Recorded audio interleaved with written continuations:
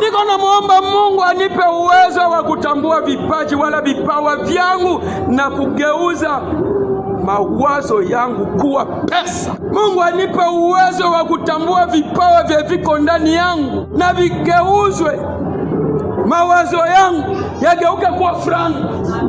Mawazo niko nayo, akili za niko nazo siniletee mafanikio. Hapana, sidumai. Hapana, sinifualia hamu. Lakini Mungu anipe. Kama Mungu aliweka kitu mumii na kilete matokeo, ile mawazo sibakilie pasi moja, itokee nje, negeuke makuta.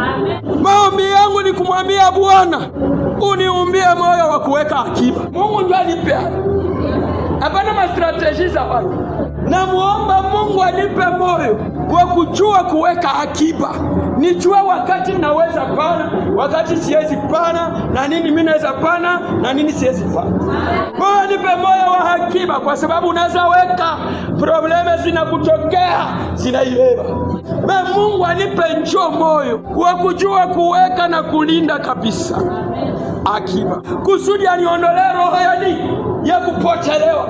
Na sasa siwezi mshirikisha Mungu kumwambia ile maneno, na hakuna kemina mpaka